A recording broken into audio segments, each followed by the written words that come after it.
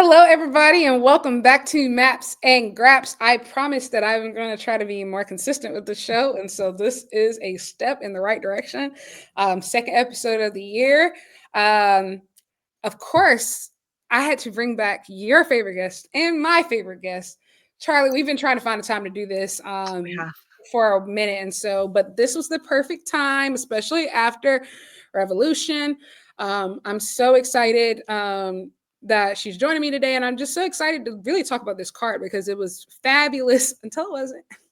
But we'll talk about the good first. We'll talk about before we talk about the bad, and then we'll get into a little bit of WrestleMania week because we'll both be there. And some of the Mhm. shows that are happening that we plan to hit up, we're excited to see and do, and get into a few way too early all-in predictions as the card starts to shape form.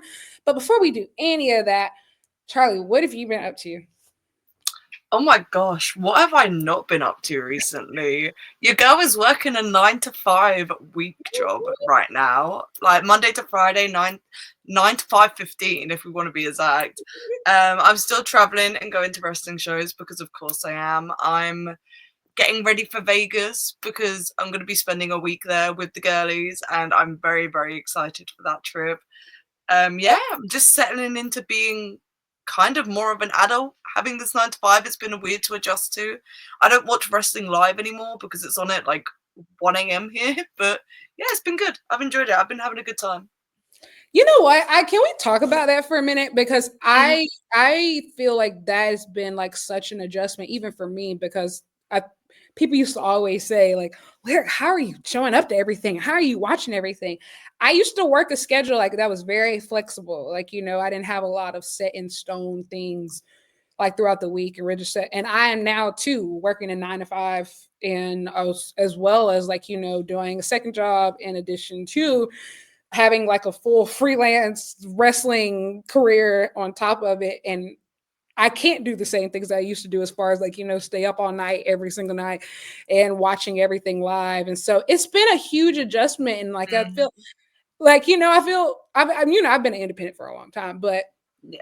it's like it really reminds you like, oh my god, like I'm a real adult now, like I'm a real adult and I can't just spend every day watching as much wrestling as I want. It makes me sad sometimes honestly because it's so much stuff that I want to watch, and a lot of times I don't get to it, and when I do get to it, it'll be like weeks, sometimes months later. Like adulting sucks.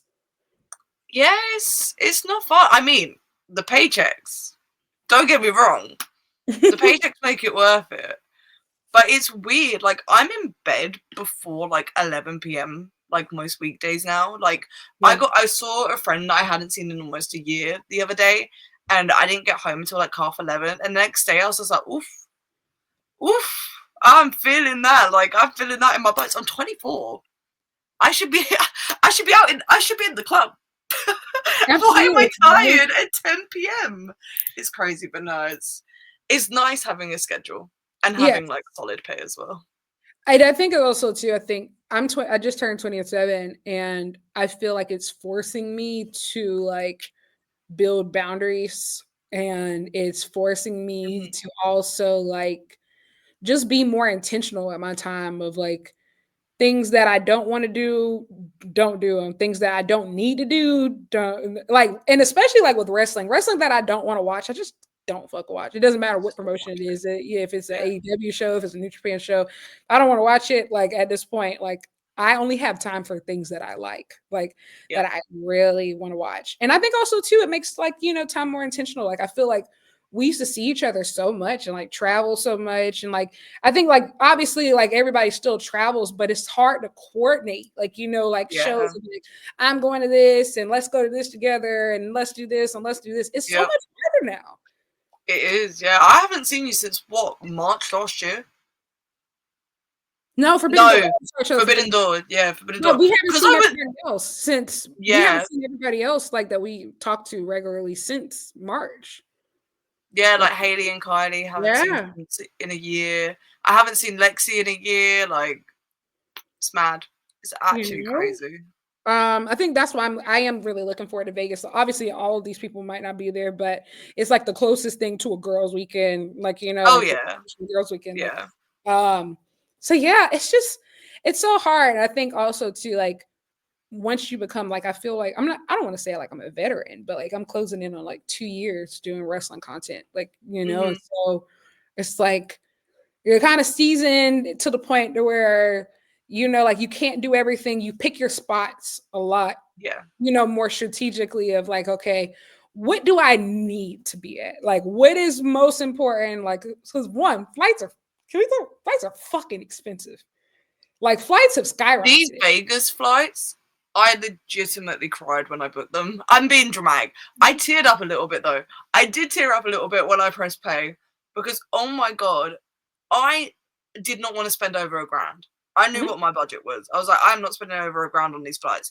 But I did I did like baggage included because there's no way I could have just done a carry on. I'm there for a week. And it's Absolutely. Vegas. Like I need outfit options. Mhm. So to keep my flights under $1,000, I literally am doing a layover because if I did direct, it would have been like 1,400. That's crazy. And that's going from I one know, major city to another I major. know it's from London to LA was like £500 round trip. And that's why And I went, I'm like now, just like I don't know where the money is going to come from, but like if I have any chance in hell of going to London for Forbidden Door, I'm gonna have to book soon. And it's just like because flights, especially in the US, if you haven't been paying attention, like the US kind of like burning to pieces. yeah. And Oh, so and anyone planning to come over for Forbidden Door this year, remember if you're coming you from the have to get a States, visa. you gotta get the visa now. It's not Yeah. just one way anymore. Like And it's not that expensive. It's just that it's no, one no, extra it's step. It's just an yeah. extra step. And like, just I remember, especially like 2023, I look back now, I'm like, what was I doing? I went to London twice that year. I went to Japan. I went to LA. I went to Seattle. And so 2023 was such a good year for traveling. we were having so much fun. Like I did LA, I went to San Francisco. I did LA twice actually. Like I went to Toronto. That's where we first met properly. We did Everything Toronto was together. Like so much fun. Like I feel like that stretch from like January 2023 through March 2024, untouchable. oh, Completely untouchable. I peaked. I literally feel like I peaked in that Oh, period absolutely. because it was like LA, San Francisco, Toronto, London, LA again, like fucking North Carolina. We don't talk about that trip because the travel, I am traumatized, legitimately traumatized. Every time I tell people that story, they're just like, and you're gonna get on a plane again. And I'm just like, yeah, of course I'm gonna get on a fucking plane again. I've been on a plane since, like, I think. Yeah, I went to Yeah. Prague. I think that also too, like I went to Forbidden Door as well. Like, yeah. we were just getting started at that point of just like, Toronto Forbidden Door, that was our first scrum. And like It was, I yeah. think about like how much I've written since then, how many things we've done since then, how many more scrums we've been to, since I then. know. Feels like so much has changed and like so many new people are around, so many new faces, new shows, new opportunities. It's just been like a roller coaster of it. And honestly, when you start that hot, like it's really hard to top it of just like Yeah. just so early on, just traveling so much because like there are actual veterans, like people who've been doing this for years who were not doing what we were doing. Like just Yeah. People ask me sometimes, they're just like, how did you pay for it? Do you guys want to know how I paid for half of this? Student loan. I wasn't spending my money on fuck all else. I was booking flights. I was paying rent for my student accommodation and I was booking flights. You were in school back then. I was in school. I was in school at that point. And also too, it was just one, I was payment plans, student loans and vibes. Like payment plans, student loans and vibes. And I was working, like I said, I was working doing freelance work, like working in retail. Like I don't know how I feel like now I have less free time when I was doing 17 things back then. And Yeah, and even then, my rent was super low. So like, I was like one of the rare Yeah, my people. rent wasn't that expensive, to be honest. My Like, rent was my student accommodation wasn't that expensive. my rent was at that point, I believe, $750 a month for a 1 bedroom apartment, and in America, that's Yeah, so cheap. that's Like class, yeah. dirt cheap. And so like I like everything was super low. Like and that I think that's before things got super expensive. You can take a Mhm. flight and like you could take a flight like I some of them were anywhere between like 100 to like $250. Like, and I was even too like planning my spot so well. So like I knew like, oh, I Yeah. want to go this by the end of the year. So by the time I get there, the flight's already paid off. Like we've already paid for It's the basically Airbnb. free. Exactly. And girl, man, we've already paid Girl, for the Airbnb. Like we've and so oh by the yeah, time we never stayed in hotels as well. People need to consider that. We did not stay in hotels. We Airbnb'd everywhere. I've never stayed in a hotel in America. absolutely. And I And think that's even not going to change with this trip because I'm not staying in a hotel in Vegas. because you get I think also too like depending on like who you're with or like where you're going of you don't need like the fanciest thing of No. just I think I Somewhere learned to how to get cut ready and sleep, bro. Like, exactly like you learn how to cut corners because on these trips half the time you're not in your room that much anyway. And I no. think that was also a time when like AEW was doing like full pay-per-view weekends, and so in the sense of Mm-hmm. you have either a live collision or a live rampage, and then you have the show, and so like there's literally something to do and go to every night. Like I think about Full Gear weekend, Full Gear Yeah, 23. There was we did the Revolver show. we I did think there was a Revolve, yeah. live collision, and what our live collision, or was it a live rampage? One of them, like No, it was Collision. it was I collision. know it Yes. was Collision. Yep. Yeah, oh yeah, oh, yes, it was collision. It was Collision. Yes, Chat, it was collision. chat, I can tell this story. It's far enough removed that I think I've told it on the podcast before. I do not remember this Collision taping because I was so fucking high. I have no memory. And bearing in mind, I'm not going to say who they were from, but I was sitting in comped seats as well. I was front row, and I don't remember any of the show. I have no idea what happened on that episode of Collision. All I remember is the fucking rematch of Ronda Rousey and Marina Shafir versus Athena and Billy Stark saying ran on Ring of Honor, because that's when I finally came down. Yeah, because that was on RH. To specify, weed. I had Yes. smoked a lot of weed. Yes. That was on RH tapings Yep. in the Kia Forum, because the night before we went to the Revolver show, We did. where that was the original match between those people. That Revolver show, so much crazy stuff happened. Like it was what Hangman attacked Swerve like in the middle. I met Swerve at that show. We met Swerve outside. Yeah. Sure. I took the picture for you. Yeah. What we saw Jacob Fatu versus Masha Slamovich That that match night. fucking ruled. That was so good. Mox teamed up with Sammy Callahan versus I forgot who they were up against. It wasn't FTR, right? It wasn't FTR. No. I have no memory of that. I remember Mox. Yeah. I remember nothing else about the match. Like that, it was just so much happening. And it was then, kind of a blur. I remember Gringo Loco was there. And it was hot as hell. Like I remember it was hot as hell. Everybody kept like any free moment that they would get, like everybody would go outside because it was just so hot. And like there's like Swerve and Nana in the parking lot. And like everybody was just fucking outside. Out. So I think Speedball was on that show. Speedball was on that show. Billy Starks was on that show too, I believe. If I'm not mistaken. Yeah, of course. Yeah, she teamed it. Yeah. He was with Athena. Bro. Yeah, I don't remember anything else about that show, low-key. It was a blast. I felt like every month. It was a good time though. I had fun. Every other month it felt like just at a different thing. Like it was just I went to Wrestle Dream that year. Like I got to see every Hangman and Swerve pay-per-view match in person. That's fucking crazy. Like every single one. I think you've seen what? You got to see 3 out of 4? What, 2 or 3 out of 4? Only one. Only Full Gear. I went Revolution as well. Yeah. So Full Gear and Revolution. And so like I got to see every pay-per-view match that they did in person. Oh, during that time, like fucking sick. Wrestle Dream, that was Cope's debut. Like, what a time to be alive, man. We were having so much fun.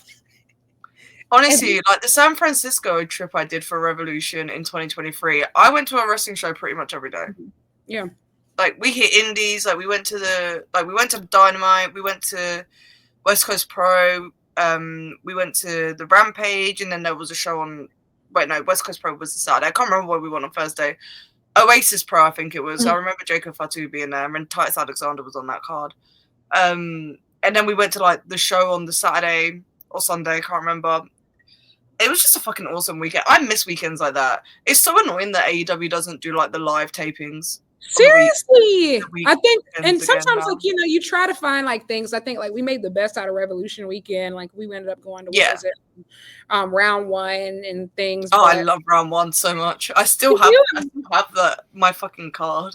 Yes, me too. Can you imagine if like there was actually like more wrestling that weekend? Like to actually it would have been awesome while we were in Greensboro, because there were so many people of just. It was madness. If it wasn't for Sean Ross Sapp, I'm not sure we would have even gotten through the crowd on that. Honestly, shout out SRS, because we were so fucking lost trying to find where we were going for media. Just wandering in circles, and we saw Sean. I was like, fuck.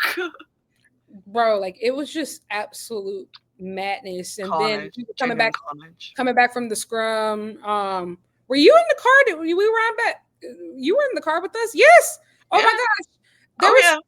There was so many things happening, and then we were riding around.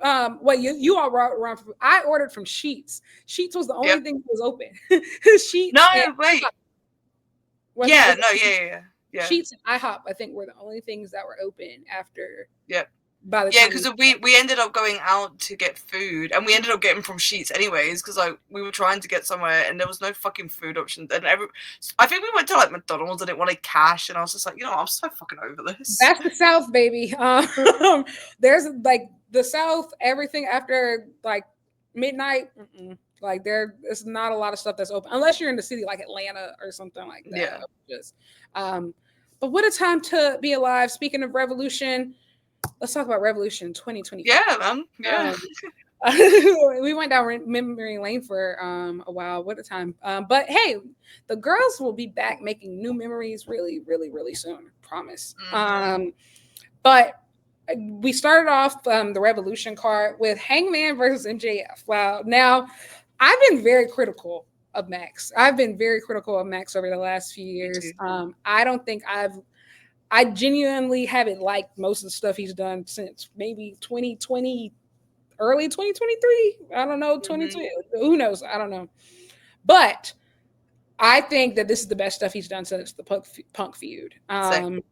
He's genuinely trying, and I think that when he actually puts in effort, he is phenomenal. And I think that Hangman is the opponent that can really elevate you to be your best self if you really put in the work, but he's a person that you have to give to get.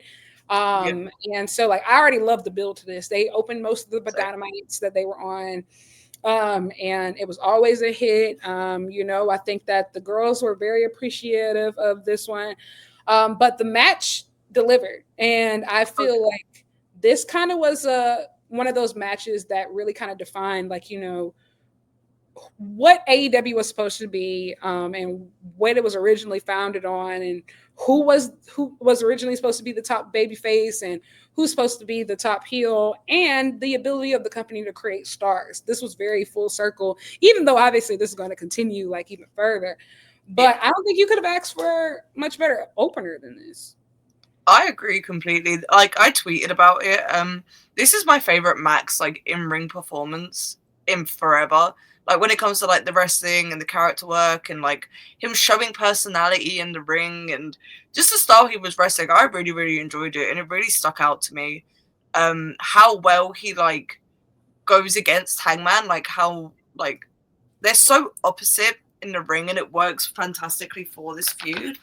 Like Max's crash out mid-match, it should have been corny, but I think it worked because like man, like you two really are like yin and yang when it comes to wrestling, like, and journeys that they've been on. So I don't know. I really, really enjoyed this, and I'm glad they opened the pay-per-view because I feel like in any other slot it would have got really, really lost. Absolutely. And I think like they mirror each other's insecurities very well. Yeah.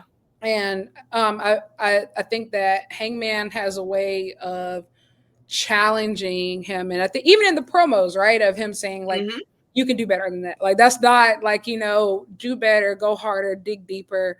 And I think that it's very clear that when you talk about like who are like the core cornerstones, like you have Swerve, of course, you have Osprey, of course, and I think Hangman is definitely in that spot. And I think that that fourth spot should be MJF based off of like who he was originally to the company, but I think it's been a big question mark as of recent of like, is he really one of those guys? And I think that this particular feud has kind of been him. Yeah, absolutely. And so kudos to them. That was a great opener. Next we had my glorious CEO Mercedes Moné versus Momo Watanabe for the TBS championship. Listen, I never want to hear people talk crazy about Mercedes like ever again. There are very few people, male or female, who will have accomplished what she has accomplished and will willingly put themselves in a position to be up against opponents who are much stiffer competition than they've ever been used to. And she does that and more, and she rises to the occasion every time. Momo kicked the shit out of her. Like, she did, my sister was getting cooked. Those fucking corner kicks that Momo was doing, I was just like, fucking hell, man. Like, I can feel that in my chest, and I'm not even being touched. Like on Dynamite, you can see her chin is black. Like, she got like bruised larynx, like her voice is half gone. And then she has matches lined up. She's wrestling, well, as of this recording, she's wrestling tonight at House of Glory versus Indy Hartwell. Yeah. And then God bless. Pray. And then Wednesday on Dynamite, she's wrestling Billy Starks, two women who she directly influenced to become wrestlers. She's insane for taking this on. Like, for even the schedule that she's working right now is nuts. She has Rev Pro date scheduled. 20th of April. We still don't know who her opponent is quite yet. I think that there's a few candidates, obviously, but we don't know for sure like who her opponent is going to be. I have some guesses. I have some. So I don't think it's Alex Windsor. And my reasoning for that is because of there is the 13th anniversary show is now a weekender. And it is very common knowledge, or a very open secret, I guess. AEW doesn't like their talent working indie shows the day before a pay-per-view. So there's now a Friday Rev Pro show that I'm like 100% convinced Mercedes is main eventing against Alex Windsor. So I think that's when that match is going to happen. But I think because of Kanji wrestled Serena Deeb in December, she's wrestling Deonna Purrazzo literally tomorrow as of recording, March 16th. And I think they're setting her up to be Mercedes' first opponent. And honestly, I haven't really seen a lot of Kanji, but everything that I've seen from you and other people like from the Brit Rest scene that like I respect and trust, I've only seen great things. Like I've only heard. She's awesome. She's legitimately really stepped up her game in the last like year or so. Yeah, I've only heard great things. And so I would think that that was who it would be. The only other person that I would say would probably be on that level, who 100% is like worthy of fighting Mercedes, is Danny Luna. But with the TNA WWE partnership, I think it makes everything a lot more sticky, which is really unfortunate. She wrestled Thunder Rosa at Riot Cabaret, like Danny Luna did. And they threw another person into the match to take the pin. Politics is crazy. Politics ruins everything, guys. When you can't even, like, a show like Riot Cabaret, that's like, the film's not going to be released for months because, like, they don't stream live or anything. It literally would have just been who was in building. Danny couldn't even take a pin to Thunder Rosa there. She ain't wrestling Mercedes, I'm afraid. Oh no. If I'm wrong about this, because I've been loud about this for months now, if I end up being wrong, I'll take that L. I don't think I am. No, I don't think you are either. It's unfortunate because I really would have loved I to would have see loved that match. Mercedes versus Donnie Luna. And honestly, Danny Luna, I pray you don't resign the TNA. Please don't resign the Yeah. TNA. It made sense her taking the contract when she did and why she did it. But Same thing with Leon Slater. I think it made sense at the Yeah. time. I think that there was some genuine goodwill for TNA. And I'm not saying like they lost that goodwill, but I don't think that she's been able to fully reap the benefits of being a signed talent, you know. I think Leon Slater is the best decision he's ever made for his career because he's going to be 22 when he gets out of the contract. Oh yeah, he's going to be like amazing. He already is amazing, but low key, I'm so surprised he's already not been on NXT. I'm really surprised if him versus like haven't done it. Him versus Javon Evans, like it's such an easy layup. Why have they not done it yet? I don't know. Listen, I don't want to lose Brit Rest talent to fucking WWE again. That's not what I'm saying. But Leon Slater's literally signed to TNA and they have the partnership and he's working with the Hardys right now. I need Leon Slater if he can manage to stay off of NXT. Brother, I have a spot in Best of the Super Juniors with your name on it. Yes, I have a spot in Best of the Super Junior with your name on it. If you can just hold on, please.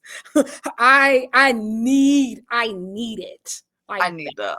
I do need that.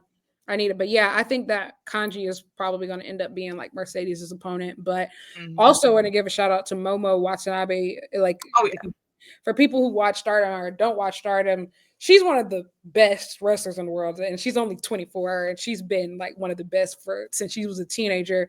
I hope that Stardom realizes what they have in her because you know she's kind of like the Hiroki Goto of Stardom in a lot of sense.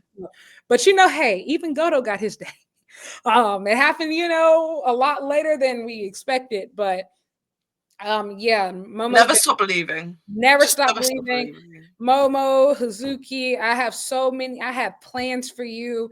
And we're gonna make them happen. And so I'm trying to get Momo that red belt by the end of the year. But her exhibitions and AEW has been amazing. And she's really like gotten herself over with the crowd. Like even on the Collision match that she had, she got over with the crowd and the crowd was super into her at Revolution. And I remember like she was even like on the pre-show of Forbidden Door when we went teaming up with Chris Statlander versus Willow and Tam Nakano. So hey, I hope to continue to see her. She was the International Women's Cup winner. I really hope that they branch out on that concept. I think it was really cool that they did it at the Tokyo Dome. And I think like, you know, if you're not going to commit to a C2 for women at AEW, I think this is a perfect time to pull your partners in. Maybe do it, you know, like a global tournament, you know, if you're not like do a little tourney, do the finals at Wrestle Dynasty. Absolutely. An actual round robin, you know, you have CNMLL, you have Persephone obviously representing, you have Ring of Honor, you have AEW, you have New Japan, you have Stardom. I think that what we can all come away from Revolution with is that this crop of women's wrestlers all over the world is too talented to just be relegated to the small opportunities and windows that they've been doing. But this match was awesome. Mercedes obviously retained. I also loved that she did not use the moneymaker as like her finisher, and she used it as a transition to the bank statement instead, which was much better. Mercedes, I love you down. I hate that finisher. Like it's so bad. It really sucks. I've only seen it sold properly like maybe 3 times since Battle in the Valley 2023, and I wish I was joking. So this was good. I loved it. What came after that? Oh, Swerve versus Ricochet was afterwards. This was fantastic. Ricochet is doing the best work of his career, and I think he's the top heel. Crazy. He's the top. It's crazy. And I think Swerve has remaining this over after having such a fairly short in retrospect reign, and but something that's still regarded so highly, like the Mm-hmm. people still clearly see him as the world champion, like in of that caliber. The Nana situation, like I was tearing up like so bad, like when he like presented him with the robe and like Yeah, I hope they never break up. I couldn't take it. I personally can't same. if they ever. Mm-mm. They should not break up, no. No, I love the fact that they were able to like across this feud create tension without it being like a heel turn. Like I think Yeah, that like because that's what real friendships do. Like real friendships can have tension and arguments, and it doesn't like mean a breakup. It just means yeah. that there's just some miscommunication, or there's just work to be done, or there's trust that needs to be restored. But that doesn't always mean a breakup. And so like I love how genuine this relationship comes off as. They almost killed each other like several times. I will say this was a very like crazy pay-per-view as far as people taking like the nuttiest spots. Oh my god, yeah, we didn't even talk about like the fucking pile driver on the chair in the opening match between Max and Hangman, and like the fucking Death Valley driver on the outside in this The, match. the Like Angel's wings on the MJF's Angel's Wing was nasty. That's probably why his fake tan was so fucking aggressive on on almost a SmackDown. Oh my god, on Dynamite. Like he probably had to cover fucking bruises. Like I know I thought his nose was going to be broke. He landed straight Mm-hmm. on his face. Hangman landed straight on his neck several times. Yeah, Then the Momo, like Mercedes got kicked straight in the face. yeah. Momo is like literally limping out. Then you get to the Swerve Ricochet match. Like they are about to like kill each other. There's several times during the match I'm just like, no, you can't survive this. Like it reminded me a lot of All Out in the grittiness of the matches, Yeah. because All Out 2024 was a very like gritty card from like top to bottom. People Yeah. like even from like Max versus Daniel Garcia all the way like to the end, like Mhm. the Swerve Hangman. Everybody was just really like doing the They're crazy. doing the most in the best way. No, absolutely. Even like the women's matches, like obviously Willow versus Stat, the street fight was on that card. Like there was just fucking light tubes. Like Yeah. Chris Statlander going ass first on thumbtacks of just it was a really gritty card. And this felt like that. It just didn't feel as dark, if that makes sense. Of just Yeah. all that was dark. This was like All that was dark, yeah. I don't want to say like this was all happy, but it was very much so like very gritty, but the baby faces still got the win for the most part. Yeah. It was like the closing scenes. It was the closing scenes of a movie or something. Whereas All Out was just like, oh shit, this is the second act, and this is where everything's gone wrong type shit. Exactly. And also too, I think at the end of All Out, it really kind of felt like I think at that point that's when we were calling it like, oh my gosh, like the heading towards. I think back when people were hopeful about the Death Riders, because by Wrestle Dream, it felt like almost Avengers Endgame, not Endgame, Infinity Mm-hmm. War, when everybody just starts disappearing and like Yeah. all heals one, and all that really starts at All Out, like that kind of like super dark Mm-hmm. tinge. So yeah, this kind of felt very similar to that, but in a good way. That's how I like my Yeah. wrestling. I just don't want Oh anybody to yeah. get hurt, but that's how I like my wrestling. Swerving it up with a broken eardrum after that, but Yeah, fucking mad. he's still number one contender. We'll get to that. Mm. We'll get to that. Next we had Okada versus Brody King. This was pretty cool. It wasn't like one of the best matches on the card, but I think it was a good calm down. Like when you go that Yeah. as fast pace as we did with those first three matches, we needed a good cool down. Brody King beat Okada's ass. Like He did. his It chest was turned fucking into ground beef. awesome. Yeah. Yeah, like he Brody was. King's so fucking cool, bro. I hope he's in G1 this year. Oh God, I love that. He's like one of those people to where on the Russell Dynasty card, I would never have like thought of him to be on that card myself. But when I saw it, I'm like, oh, this Oh, makes the match ruled. shout out to David Finley. David Ciao, Finley. my boy. I'm hearing reports that he's doing very fucking well in the New Japan Cup as well. I need to David catch him up at some point. Finley, I love you. Like I was a hater But no, I love you. You especially after Wrestle I was Kingdom, never a Wrestle hater. Dynasty. No, I had to be. I will be fair. He did it didn't all click until the G1. It really did not all click for him in ring wise until the G1. He's always been like I've said this numerous times. You can call David Finlay whatever you want, but you can never call him ugly.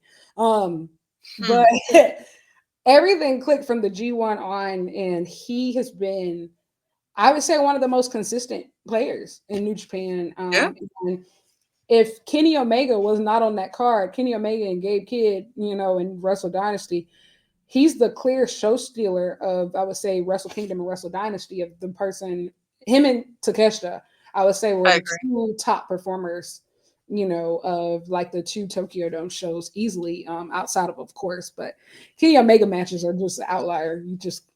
We'll get to that. Yeah, But yeah, Okada Brody was fun. yeah. Um, I haven't. This is kind of why I'm swiping. I'm gonna do it anyways because of this is pre-recorded, so people can't yell at me live. I haven't loved everything Okada's done in AEW, but I anticipated his run going this way in America, and I don't think it would have been different if he had signed in WWE. I think this was always what was going to happen. He settled into being a role player, and he's not performing the same way he did in Japan. yeah. And there's nothing wrong with that. There absolutely isn't anything wrong with that. Do I think his performances are always great and enjoyable at the moment? Not really. But I did enjoy what he did with Brody King, so. I don't think he ever does anything bad. I No. just don't think I think he just has rarely done things great. And Yeah. I think when you are on a roster where everybody else, at least the other top guys for the most part, outside of the world title picture, whatever, we'll talk about that. When most of the other top guys are performing at a great level all the time, it's hard to put yourself in conversation with the rest of them. However, Yeah. if anybody's been watching Okada in like the New Japan, and I would say specifically like the 2 years before he leaves and goes to AEW, this is all very on brand. Like Oh yeah, absolutely. 100% phoning it in. Like it was very clear, like he was bored. He's at this point, after everything he's accomplished, he has settled into being a big match wrestler. Him and Charlotte Flair Yeah. might be the same person. They might be. They might be. Yeah. I think that's the best comparison. Him and Charlotte Flair are the same person. Yeah.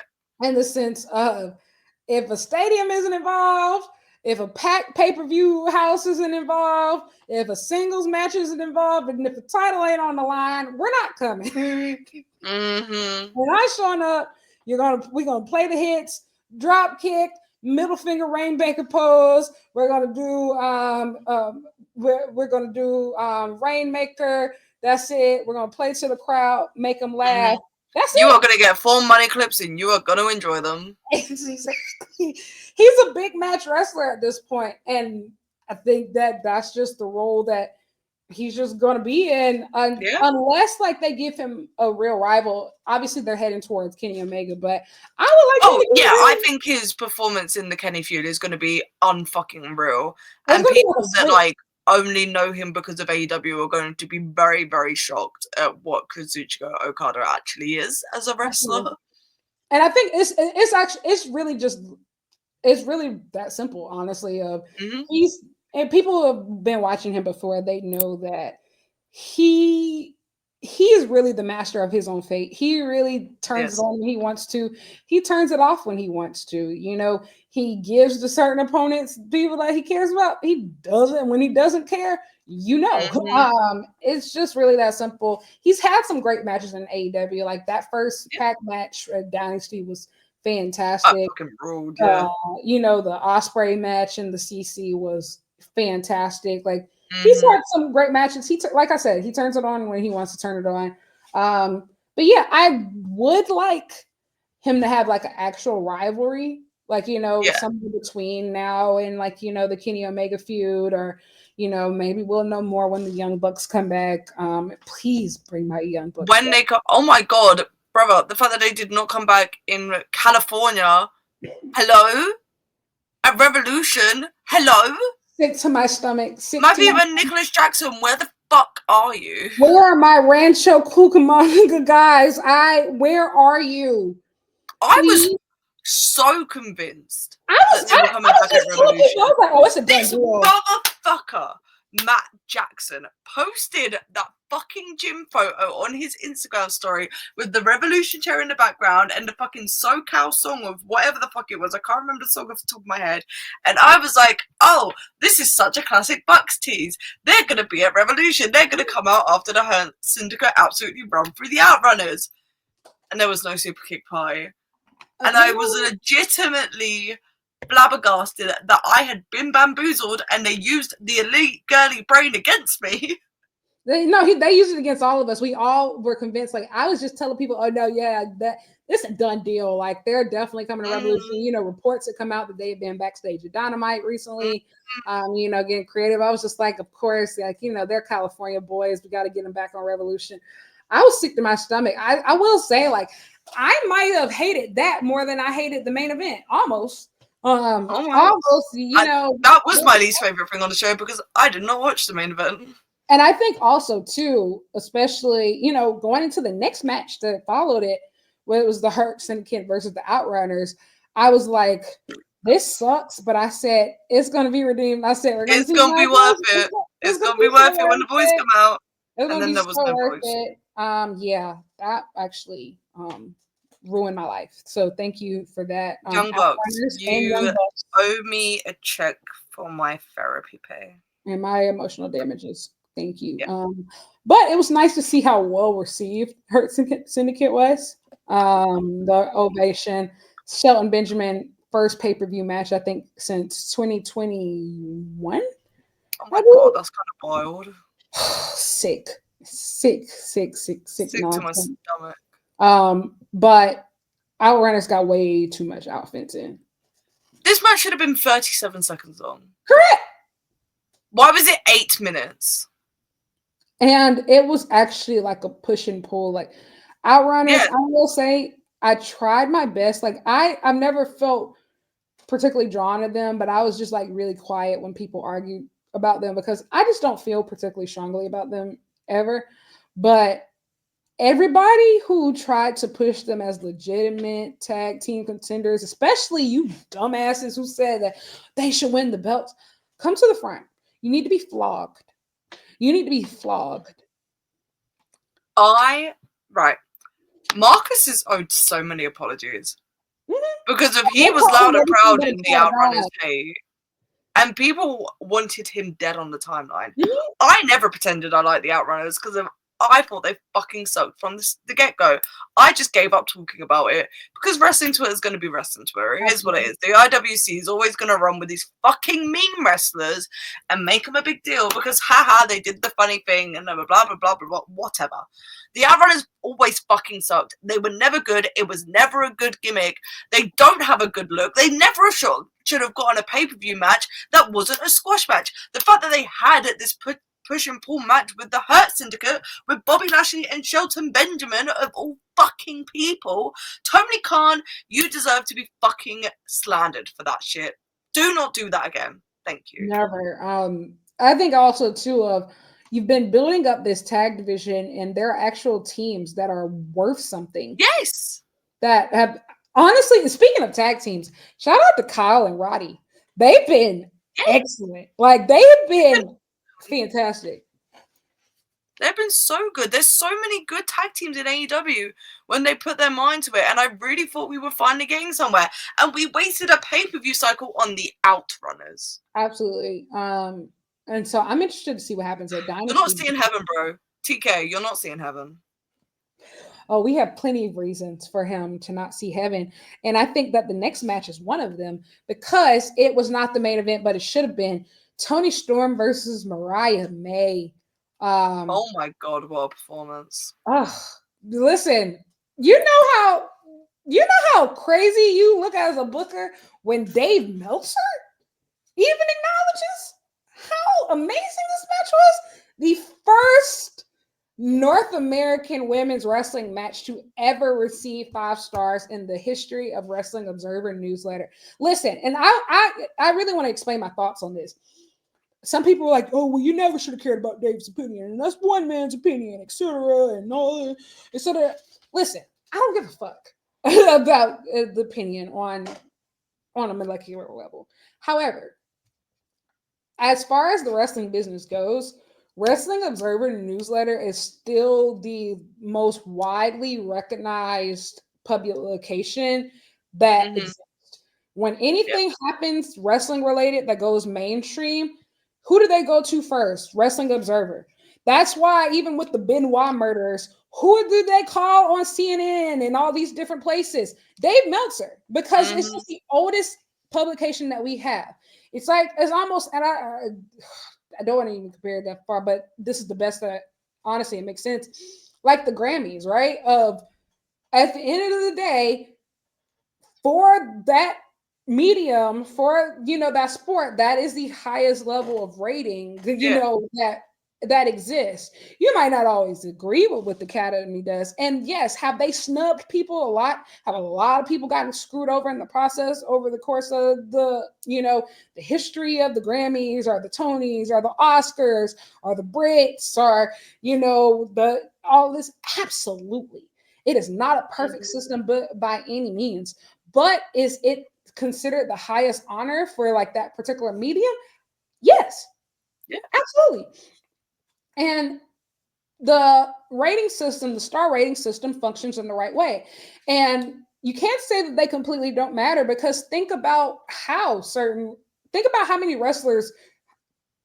I'm not going to say like they're wrestling, because like their wrestling has nothing to do with like the ratings. But think about how the ratings influenced their career and like how they were perceived, in the sense Yeah. of even starting conversation, like of just, that's what the ratings do, of just, they start conversation. If Dave Meltzer rates a women's match particularly highly, people, even if they don't care about women's wrestling, they're going to be like, oh, maybe I need to go watch this. When Mm-hmm. Suri versus Yutami Hayashishita got the 5 star a few years ago, that's when people started looking at Stardom and saying, "Oh my God, what are they doing over there?" You Yeah. know, Suri ended up becoming #1 on on the PWI women's. I think what, 150 at that point. Those are the type of influence that those things happen. Like think about Okada Omega, the 7 star match. Mm-hmm. It made people like, oh my God, what is happening back there? Yeah. What is this trilogy? I mean, what is this quartet? Like, what is this match series that everybody is talking about? Like, what is this? Will Ospreay, why does he have as many 5 star matches? What is so special about this guy? Why do I need to go watch him? That's what it comes down to. Yeah. Yeah. And so even if you don't agree with it, like, I'm not saying you have to like Dave and agree with it. In fact, Dave has screwed a lot of women's matches over, and it's a lot of them that the fact that Sasha Bailey and Brooklyn was not 5 stars is still Mm-hmm. criminal. The fact that Mercedes versus Suzuki was not 5 stars is still criminal. Mm-hmm. Even like I would say the Sasha Bailey NXT Takeover Respect match, well, it should have been 5 too. There are several women's matches that have been snubbed. Mayu Otani versus Sari should have been 5. Yeah. The Mayu and Sari versus Shihiro Hashimoto and Vinny tag match from last year should have been 5. There are several matches that should have been 5, and honestly, I think he should have gone the full 5 on Willow versus Stat from last year Yep. for the match. Diamante versus Layla Hirsch last year, the Texas Death match was absolutely fantastic. He just gave everybody 4 3/4. Mm-hmm. So I'm not saying that this, in all intents and purposes, this should not have been the first North American 5 star women's match. However, this is a testament to the story and the investment that went into Tony versus Mariah over the last 18 months. And I have been critical of it. There have been parts of this feud that has been a dud and that has been a holding pattern. And I think that they held up the division for 18 months. And I don't think that it really needed the world title after a certain point. Yeah. However, because you did do all this, I think that they should have just gone all the way. And Yeah. they opened the main event. They were getting outside press, fighting on red carpets, mainstream notices. this 100% should have been the first. Well, it shouldn't have been the first because several other matches could have been the first women's pay per view. But for now, this should have been the first AEW women's pay per view match. Main event. But it's sad that it wasn't. But wow, they did something unforgettable. People are going to talk about this for the rest of our lives. Yeah. What a turning point. And it shouldn't be a turning point for women's wrestling. But what a turning point for women's wrestling this is actually going to be in America. Yeah. Because not only did they get 5 stars, not only did they get 5 stars in sub 15 minutes, which not even a whole lot of fucking men could do. Nope. They did it in one of the grittiest, bloodiest, violent women's matches we have seen in AEW. We've seen in North America. Ever. Just ever. And they did it in such a way that it was undeniable. And if, like, I wouldn't have been surprised if Dave didn't go 5 stars on it, but it just makes complete sense to me that he did. Because, of course, he did. It was what the match was. There was no way they could have done that better. Like, the way that they were just beating the shit. Like, there was no love lost in this feud. Like, we all know that. But they were beating the shit out of each other. And it felt like they legitimately wanted to hurt each other. And, like, Toni Storm's Crimson Mask. Yeah. I said this on Girls on Grabs yesterday. Not a lot shocks me in wrestling anymore, especially when it comes to deathmatch wrestling. But she just kept bleeding. She committed. And she kept going. And it didn't affect her performance. It enhanced it in such a way that you just don't see in wrestling these days. It was unreal. It was incredible. Toni Storm is a real wrestler. She's one of the best bladers in wrestling. Toni, like, hands down, her and Swerve, I would say, are probably the best, like, full coverage bladers I've seen of just like, oh, they commit to that Crimson Mask. But Toni, like, there's a point where the camera is on her and you can see the cut on her head and you can see, like, the blood bubbling out of the cut. And I'm like, she's fucking sick. Yeah. It's like, go. Like, kayfabe, don't want to break immersion, whatever, but how far did you jam that blade in your forehead? I've got to know. She became immortal. Like, I think both of them are immortal in the context, but Toni Storm specifically became immortal at this Revolution. It's kind of like, even going back to, like, the Hangman Swerve death match, like, when we watched that, we were like, this is immortal. Like, people are going to talk about this. We're going to remember this and reference this. This was one of those type moments of just, when you look back on this generation of defining rivalries and defining figures, this Toni Mariah feud, and specifically the timeless Toni Storm character, will be one of the defining figures of this generation of wrestling. Not even women's wrestling, but wrestling, period. Wrestling, yeah. Absolutely. This is changing, and I don't think we will know, like, the full effect. And I think that's one of the things of, at this point, AEW, the ball is in your court of just, you give these women one match per show. They barely get maybe 1 or 2 matches on pay-per-view, and they have still delivered, like, of highest, tied for highest rated women's match of last year, was Willow's stat. Highest rated women's match in North American history is, Toni versus Mariah. You have, like, PWI, number 1. 4 out of the 10 Sports Illustrated, top women's matches of 2024 came from AEW, and an AEW wrestler number 1 with crumbs. Look at what this women's division has produced. So imagine if you actually invested and went all the way. Gave them the room to breathe and do stuff. And it did feel a little bit on Dynamite this past week that they are absolutely not holding my breath, but it feels like they've realized what they have here and this division. And we've been saying it for literally 18 months. They have the best women's division on paper that we've seen in a major company in a while. Like, that isn't like Stardom, like, obviously, but they have all the major players and all the key pieces, and I'm very, very excited to see if they do embrace it and they make the right decisions. And honestly, with Megan Bain just smacking the shit out of Tony, that is a dynasty match if I've ever seen one. Absolutely. I think honestly we might be heading to a four-way of just, it's no surprise that she took out the leaders of the division in the sense of Tony, Willow, and Chris. Those are your top stars. And so like she's now clearly on their level. Which I, as somebody who watched her start and stuff, I already knew that. She's one of the best powerhouses.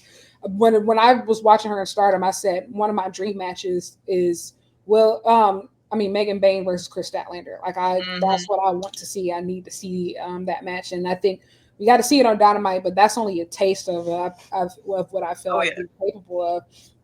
But yeah, I think that we're at a crucial point with women's wrestling where you got to shit or get off the pot of you.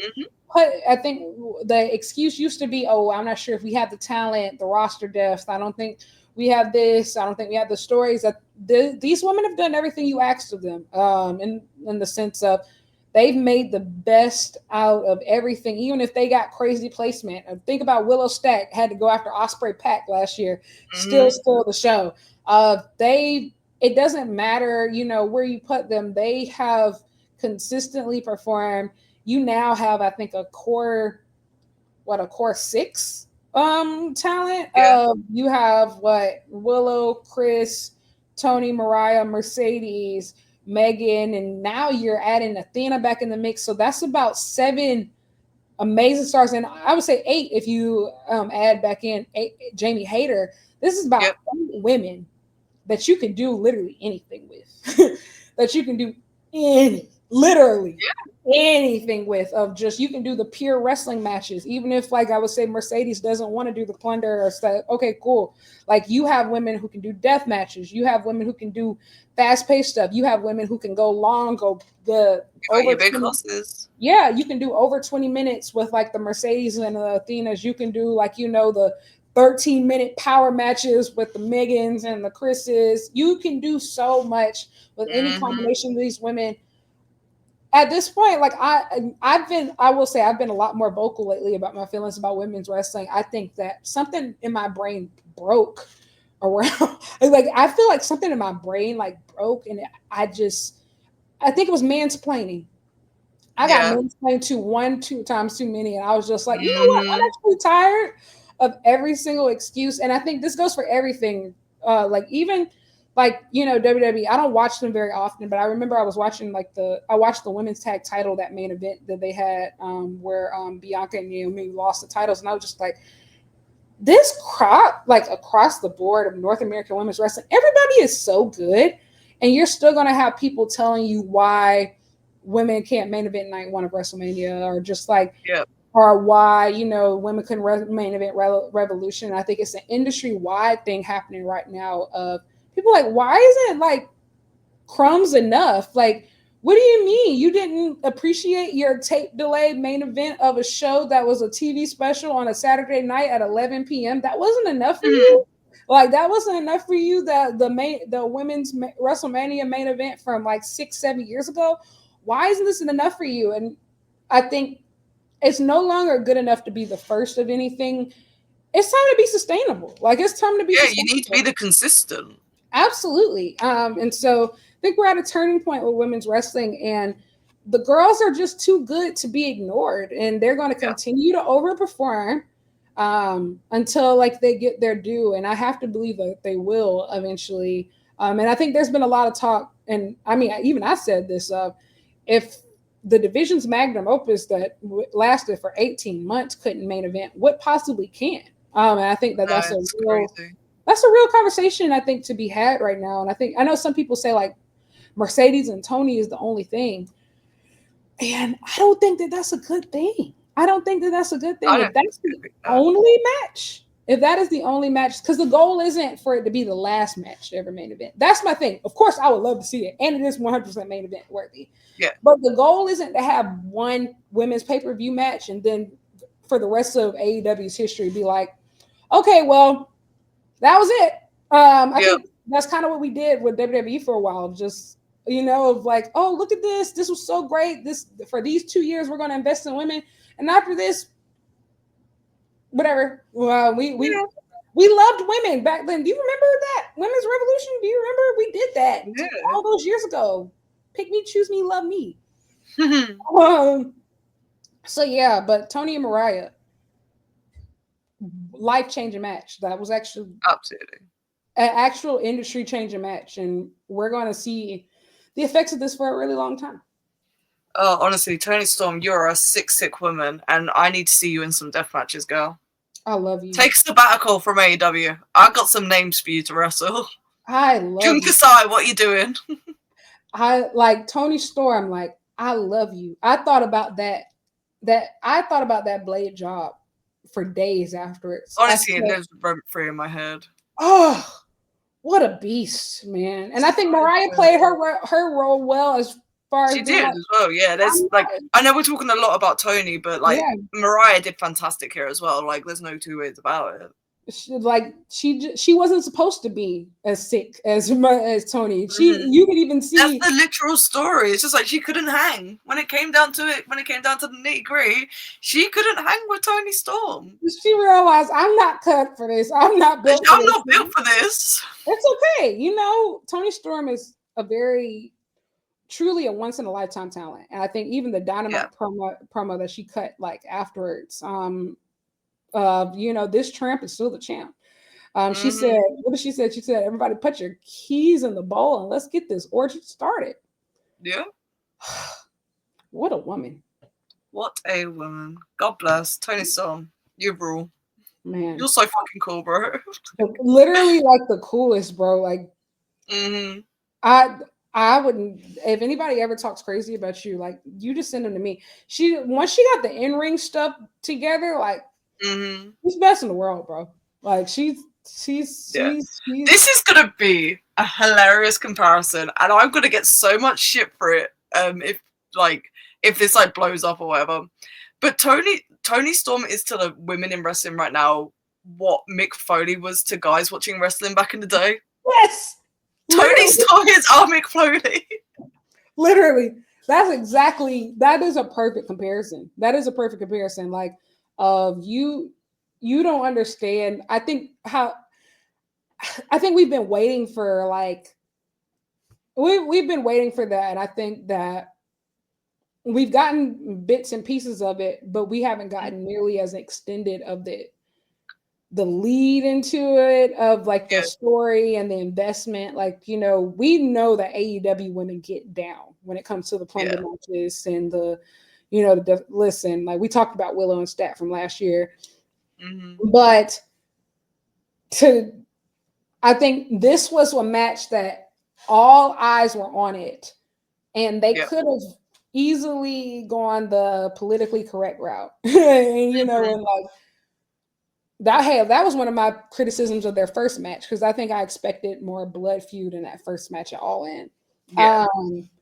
But they went for it. They went all the way. And I think they started off so hot. Like they started off by minute 2, they had already flown off the stage through the tables. Yep. Mariah coming in, you know, in the wedding veil and pulling the taser out of the bouquet. I jumped. I like that sound. I said, "Oh my god!" They held it. It was essentially no holds barred. They did not hold back in the fucking slightest. Like no, not at all. And when I found out later, like when I was on Cage Match looking, and I saw it said 13 minutes, I said, "There's no way." That baffled me. Legitimately baffled. I felt transported. Like it felt like they transported me for like 30 minutes. You could have told me that match was 30 minutes, and I believe you. But wow. And I think especially when AEW has had some amazing death matches too. Like some truly excellent death matches. And this was up there with them. Like I would put it probably top three. Yeah.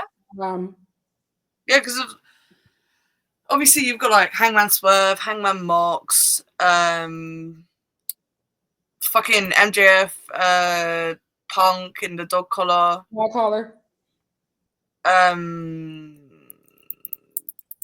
Help me out. I'm forgetting other matches that would be I would included say in this. probably, yeah, Willow Stat. This Widow surpassed Stat, that. yeah. This did surpass that, but I will say not by too much. But yeah, I would put it probably. It's definitely behind Hangman Swerve. I'm not sure where I'd put it with Hangman Mox. I think it's on par. I was in the building for Hangman Mox.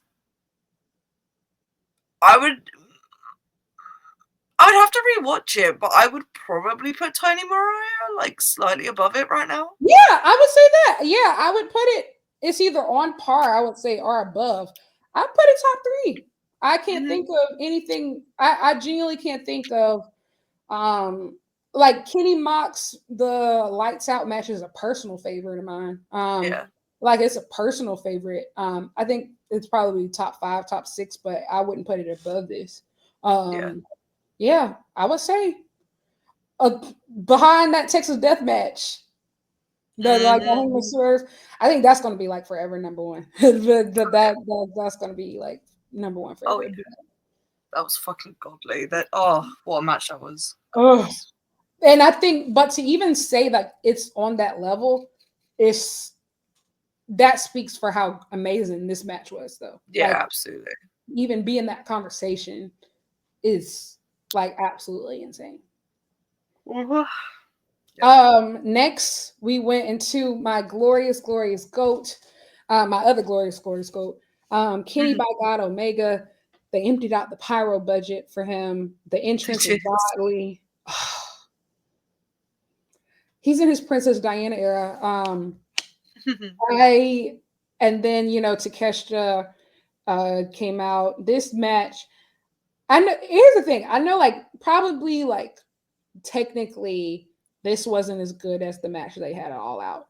But for me, I liked this match better than the match they had at All Out. I felt like it was a lot more. I felt like it was much more, even though Don Callis was involved, I feel like the way that they built it this time made it much more centered around Omega Takeshita than like the Omega Callis. So like it was built, on a more solid foundation.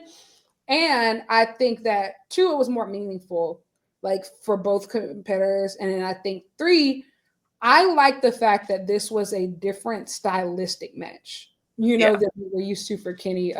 He was more so coming from behind it's very clear that his body is worn down, like, coming off the diverticulitis. I loved like seeing Takeshita be aggressive and like the creative uses of the table. And you see that Kenny, as he's trying to like match Takeshita athletically, his body is like rejecting him and like slowly like deteriorating as time goes by. And even like the crowd reactions of just Takeshita sets out the table and Kenny flips over the table and like the crowd is like booing like profusely because they want to see him go through the table. Then they see what he's actually going to do with the table. So like he like putts they like so using the table, like the metal part, to do damage. And like people are like, oh, then the table gets flipped over on its side and everybody's like, oh, confused. They're like, what you about to do? Then Takeshita essentially drops in midsection first on the table. And it's like a horror film of just, they used that table for so many different things and didn't break it one time. And like seeing like the, like control the crowd's emotions over and over again. Like it's just masterful storytelling that's, you're only going to get from a Kenny Omega match. Like, oh yeah. I loved it. I love this. Yeah. Truly loved it. I don't really have much to say about it, but old man Kenny Graps fucking rules. And anyone that says otherwise, you are boring and a loser. And honestly, you can get your athletic shit from elsewhere.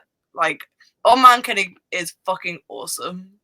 And you like taste of just, he's giving you something different. And I think that that's also the difference. And I talk about this a lot, like with Mercedes, of being a GOAT is not about being the best. No. There's a lot of GOAT tier, like the GOAT, that doesn't mean that you're the best wrestler in the world. But being a GOAT means that Well, I mean, sometimes it does. But being the GOAT means that you set trends for matches. You don't follow them. While everybody else is, you have half the company who is doing, still trying to attempt Kenny's old shit from 5-10 years ago. He's not supposed to keep doing that stuff.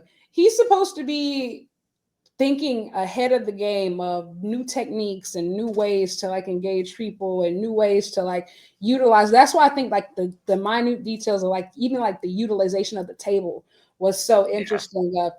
Everybody else just thinks, oh yeah, let's just put this person through this table. Let's do this cool move through this table. Of no, like that's not, Kenny Omega is supposed to be about really just taking everything further above what we expect, and setting the culture. And 10 years from, not even 10 years from now, 5 years from now, 2 to 5 years from now, people are going to do things that he's doing right now, in this era when he's like trying to adjust to being not the best athlete, in the world, even though he is still better than most of the roster. There's very few people who are still better than him. They're like the only people who are probably better athletically than him these days are Takeshi Osprey and Kyle Fletcher, potentially. And Kyle Fletcher, yeah, man. Literally just them up right now. That's really God about bless. it. What a guy. We are just so lucky that Kenny Omega is still wrestling. And still wants to wrestle. And still wants to. He could have gone out. He could have just been like, yeah, fuck it. Like, I think especially after the Tokyo Dome match, like that could have been the most beautiful swan song. Like that could have been like his way out. Like he could have just done it all. And he's still actively like pushing himself and challenging himself. And I think even though first Grand Slam champion. Even though like I appreciated him, like showing like the body deterioration afterwards of just like the fact like Kenny, you're falling straight onto like your cut right now. Like, why are you don't have to do this. Like you could be normal about wrestling, bro. We would be okay with that. I just he's still so passionate about it. And I think like him being passionate about it allows me to still be passionate about it in sense of honestly, the way that my interest in wrestling skyrocketed again as soon as he came back, of just like, I love professional. I'm not saying like I grew to hate it, but it was just getting so monotonous after a certain point, and I was just like, he comes back, man. Suddenly, I love graps. Life is different when Kenny Omega is wrestling again. Let's be real. You know that it's like the Andrade video. I love pro wrestling. I love the business. That's just how I feel when he's here. Like and of course, like there's other wrestlers like I really do love, but like y'all don't get it. I think especially being an elite girly, we were down bad, man. The Bucks were off TV. The Bucks were gone. Hangman was getting fucked over at every corner, and Kenny was gone. There was nothing. We had nothing, and AEW sucked. We were cooked. Man, they moved Swerve out the world title picture. We were cooked. It was bleak. It was bleak. Our EVPs were gone. Kenny was gone. Hangman lost the fucking Jay White twice on pay-per-view again and again. They had him wrestling Jeff Jarrett on Grand Slam. Don't. I'm actually traumatized. I'm so traumatized. And fuck all of you that bitched at me for not enjoying Jeff Jarrett. Because you're all fucking silent now that they've pivoted from the MJF Jarrett feud. None of you give a shit. None of you care that he's not on TV. So fuck you all for giving me so much shit. I don't even want to say that I'm not a Jeff Jarrett enjoyer. I was huge Jeff Jarrett enjoyer in doses. The fact that, and I'm probably like biblically right about this, in January, no talent got more TV time than Jeff Jarrett. No, he was on TV every week. He was getting multiple segments. Every show we'd get like 3 Jeff Jarrett segments on Dynamite. He'll get 2 on Collision and a match. Oh my God. We were in the trenches. Bad. So like Kenny coming back was just, it was like the light at the end of the tunnel. I said, are we free? Mm-hmm. Are we free? Once my glory, like, I think AEW will literally be perfect. If Swerve wins at Dynasty and I get my Young Bucks back, I might never complain about All is anything. right in the world. All is right in the Everything's world. great. We got New Japan back on top. New Japan's back on top. And like, Goto's world champion, like all my stars are aligning. If we can fix this world, and we'll get there to the world title picture, but if we can just make a few more tweaks, we'll all be perfect. It'll be grand. It'll be perfect. Fantastic. Speaking Please of God. Please God. Yes. Just please. Like, get this fucking belt off of Mox. Oh my God, please. Speaking of another top guy who performed. Oh, wait, before we get into that, I also want to give a shout out to Konosuke Takeshita. One of my absolute favorite wrestlers. I think should be talked about a lot more, in like top 5 pure wrestler in the world. Like, just he's my wrestler of the year at the moment. Easily. He is the international ace of professional wrestling. 3 contracts across AEW, DDT, and in New Japan. He's working literally all of them. Like, he's actively working all of them. He has wrestled everybody. Like, everybody. All the greats of his generation. Either in Japan, everybody in the States. He's wrestled Omega, Ospreay, Danielson, everybody but Okada, essentially. Like, he's wrestled everybody but Okada at this point. He's wrestled all the guys from his generation. He's wrestled Yuya Uemura. He's wrestled Yota Tsuji. He wrestled Yuma Miyagi. He did like the All Together. It was in that main event with Kaito Kiyomiya and Yuki Ueno. Like, he's done the gauntlet. He did Bola. He did, he's like one of the last people who can say that, like, they've, successfully did Bola, in PWG. He's done a G1. He's done everything at this point, and he's only he has really done it all. The only thing that I thought this is entirely selfish, the only thing I'm sad that he didn't do in this international run is wrestling in the UK. I was sad about it. Yeah. That sucks. I don't know who they would have put him against, because of obviously Max did the Oku match, so I don't think you could have just gone with Oku again, because that would have been boring. But you could have found someone in RevPro to do a Takeshita match with. I think especially because he ended up not being on the All-In card. And he had just come out the G1, so like it made sense. He went pretty far. But I mean, Zach was on there, but Zach was at All-In. He did Wembley. But I mean, I popped so fucking. That's what caused me to lose my voice that weekend. It was popping for Zack Sabre Jr. Listen, I will never. This is a side note. I don't accept Zack Sabre Jr. slander at all. Like, all you motherfuckers switching up on Zack Sabre Jr., stay on that side when he has a fucking fantastic year. Stay on that side. And the crazy thing is, Zach is having a fantastic year. Like, I think that a lot of people, don't get me wrong, I think that multiple things can be true at once. I think that the day one of the Wrestle Kingdom main event was awful and way too long. Yes. And I think that Goto 100% is the world champion that New Japan needs right now. And I think that is also true.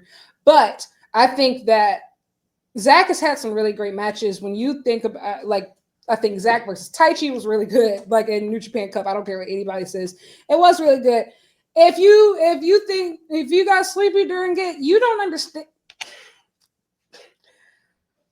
The girls that get it. I was so emotional and choked up during that match with Taichi. I haven't watched it yet, but I have seen clips. Taichi was crying before the bell rung. Like, what are you saying? Zach versus Goto, and Zach's played. That match made me cry. Zach played such a big role in making that match special. Of Goto finally getting that big win. Like you said, everybody stay on that side. It's cool. It's so fine. It's so fine. Wrestling fans, to quote the great Bryan Danielson, you guys are so fucking fickle. And Men you will like that switch up though. so quick. Someone will have a slightly mid performance and you will just switch up immediately. I don't think any of you should get to love David Finlay because you really piss me off with that bullshit. It really drives me nuts. And people are just like, damn, Charlie was right. And I'm just like, yes, I was fucking right. Go fuck yourselves. And you can stay on that side when Zack Sabre Jr. does incredible this year and he has the Nigel match in London and everyone loves it. You can all go away. Exactly. And you know what? Everybody, when Zack Sabre Jr. wrestles Nigel McGuinness at Forbidden Door, and you all talk about, I've waited my entire life for this, stay on that side. No.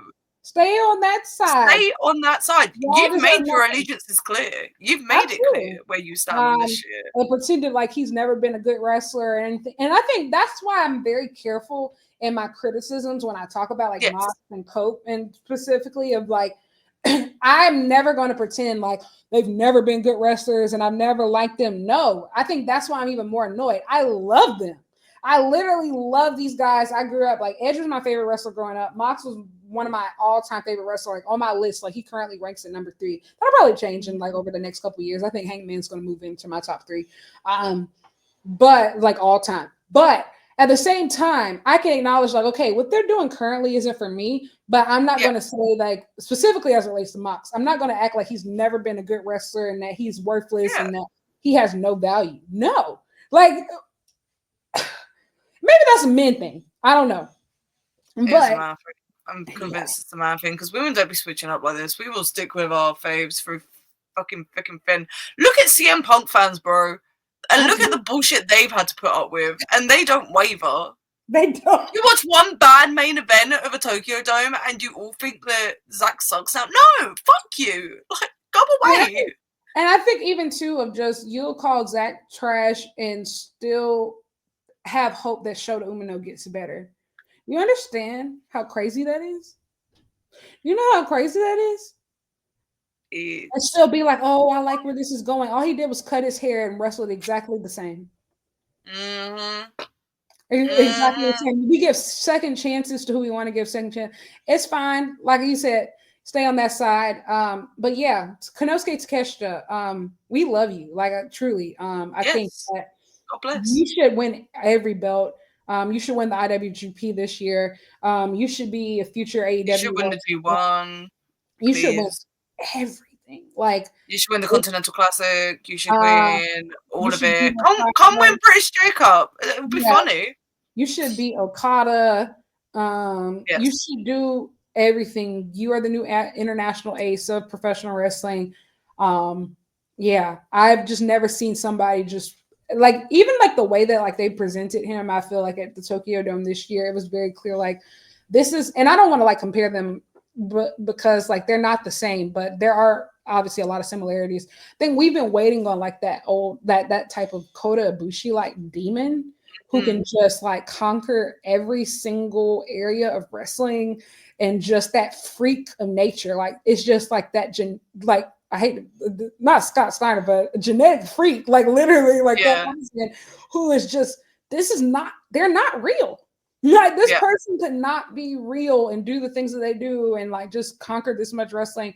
We've been kind of like waiting for like that generational freak of nature to pop back up, and Konosuke Takeshita is it. I hope that their third match, him and Kenny specifically, I really hope that the third match is in Japan. Like, and whenever AEW does a show in Japan or Wrestle Dynasty again, that needs to be the match. Like, absolutely. It could really main event, honestly. That I think it's definitely main event worthy. But whenever they run that third match, it should happen in Japan. But I loved everything about this. And if it's not getting refed by Red Show's Uno, I don't fucking want it, bro. Exactly. The second time I watched this match, because I watched it, I couldn't sleep I couldn't sleep all night, and I started watching it at like 3 a.m. and like I started sobbing, bro. I started crying. I think I have to always rewatch Kenny's matches afterwards once I know that he lived. And so I can like really process everything, and like it literally moved me to tears. It was just like, my goat. Look at you. God bless. We are so lucky. We love everybody in that match. Speaking of people we love in a match, moving on to Ospreay and Fletcher. Now we didn't plan this, but I am coincidentally wearing an Aussie Open shirt. And Charlie is coincidentally wearing a United Empire. United Empire. So you can only guess how we felt watching this match. I think this was, some people are like, oh, some people are like, I don't like this cage match. I get it. The Osprey isn't for everybody. And like some of you like it. Also, people who switched up on that side, some of you like to pretend that Kyle Fletcher was bad. Stay on that say side. His full name. Say his full name, Protostar Kyle Fletcher. It might not have been for y'all who switched up, but this is for us, the girls who've been following United Empire and also Open for a long time, who have genuinely like followed this journey for years. Like even me, like I've only been watching them since New Japan, but some people have been watching them. I know like you've probably saw them since like Rev Pro and Progress, like, Progress way, even before like they were all in New Japan. 2019, 2018, 2019. So like this is really one of those moments. These are my babies. The girls that get it. The girls that get it. Like if you didn't know who Aussie Open were when they first went to New Japan, and I get they did a lot of their growth there, and that is where they did a lot of their growth as a tag team. But you don't understand. They were formed here. Like they didn't even form in Australia. They were birthed in the UK. Aussie Open became a thing on these. I was going to say this Great British land. I don't think there's anything great about Britain, to be honest. But like in the depths of Britrest, this is where Aussie Open came from. These are my boys, and these are my boys for a very long time. And seeing Carl Fletcher in this role right now, and like this culmination of the years and years and years of history that him and Ospreay have, and like Davis's involvement as well, and seeing it on such a big stage and getting this moment, I have never genuinely been happier for wrestlers that I have seen long-term journeys of. Absolutely. Come and like seeing this combination of a moment like this, and I don't care what anyone says, bro. This match was fucking awesome. Amazing. Like it was legitimately one of my favorite things on the show. Yeah. And like the beginning where they were both stood on opposite corners of like the top of the cage, and they were just like staring down at each other, and the crowd were doing the spray. You guys don't get it. You don't get what this means to us. These are two drama queens, and I understand that's not going to be for everybody. And I'm going to be honest, it's a lot of people, if they did this exact same stuff, I would have been a hater. I'm not going to lie. I'm going to be completely honest. I'll be real about it. If this had been like a bloodline match, I would have fucking hated it. Yes. 100%. And honestly, if this was MJF and Ospreay, I would have hated it too. Like if I would hate it as well. Yeah. But because like I feel like if you really understand the relationship with these two, it's always different when you can tell people obviously like they're against each other, but like people who really care about each other, I feel like wrestlers always go harder with their friends and people that they care about, and like you can tell like when there's a level of trust there between two competitors to where like they're willing to do anything, try anything. They just Spanish fly off the top of the cage. Literally, you have to literally like love your opponent to do some shit like that. Like I'm talking about like you have to trust this person. You had to have lived together for years and traveled the world and been in the weeds. Absolutely, that type of bullshit. Like to have that type of chemistry to be able to continue to push each other that far. And I think that's what we talked about when we like did the recording after like the Hangman Swerve like cage match and talk about like, to have all these matches and push each other the way that they did. There clearly has to be like a huge level of respect and admiration, like between those two, like to even go that far. And I think we saw that probably on just as much of a level as in Ospreay Fletcher, bro. Like it just got insane. Like, but here's the thing: Ospreay. Anybody who knows anything about Will Ospreay, he's a drama queen. He doesn't know when to stop. Like he never knows when to stop. His first steel cage match is still one of the craziest things that I've ever seen. The United Empire versus Bullet Club War Dogs match. Absolutely insane. That was Alex Coughlin's last ride. Hanari literally lost half of his blood count during that match. So much of that match is absolutely batshit crazy. By the end of the match, it's just literally, it's a hazard to even walk around the ring because it's just boards and stuff wobbly. Like, at any given moment, somebody could literally fall through. Like, and so I already knew that like this is going to be that on a singles match level. I already knew to expect batshit crazy, but they managed to go so much further than like I expected. Brother, like I said, I know it's not for everybody, but it was for me. It Um, was funny. Shout out to all the United Empire, Aussie Open girlies. This was for us, and We held the fort down. don't let them silence you. Like, don't let them silence you. I feel like a lot of this was really a lot of this card was really booked for the girls until it wasn't. Until it wasn't. But yeah, this was for the girls. Don't ever let them silence you. I'm interested to see what happens with Ospreay next. Obviously, on Dynamite, he said that he's the first entrant into the Owen Hart tournament. He has every intention on main eventing All In. A lot of people also on the card throughout the night made their intention that they want to, be world champion. There's a lot of really great options to be world champion right now, which makes the next match even more